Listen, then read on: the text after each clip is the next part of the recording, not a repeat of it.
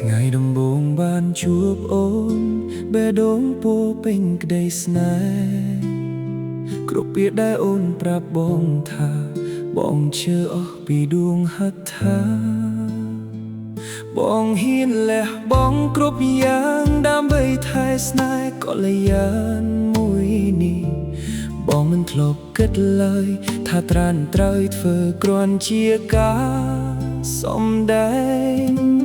ពេលបងអស់អ្វីគ្រប់យ៉ាងអូនក៏ដើរចេញដោយគ្មានពាក្យលា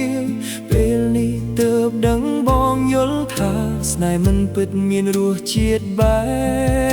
បណារូបថតនៅលើជញ្ជាំងនៅតែញញឹមនៅតែថ្មីស្មីតែស្នាមញញឹមនោះប្រែជាគ្មានន័យសម្រាប់បងទៀតហើយពាក្យសន្យាដែលធ្លាប់សច្ចារសាត់តាមខ្យល់អស់ទៅហើយព្រោះវាគ្មានចំឡើយថាស្រស់ត្រានត្រៃអូនត្រឡប់វិញស្នេហ៍ខ្លែងខ្លាយធ្វើឲ្យបងឈឺចាប់ពាក្យថាអូនស្រឡាញ់បងគ្រាន់តែពាក្យលួងចិត្តនួនល្អថ្ងៃនេះបងគ្មានអ្វីអូនក៏ចាកចេញទៅពេលនេះទើបបងដឹងថាស្នេហ៍នោះជាស្នេហ៍ខ្លែងខ្លាយ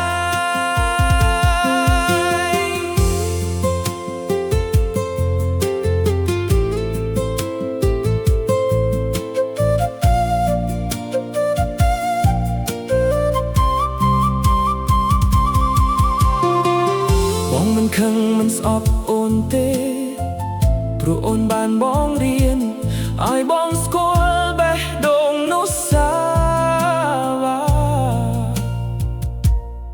មិនមែនត្រឹមមើលកាយស្នា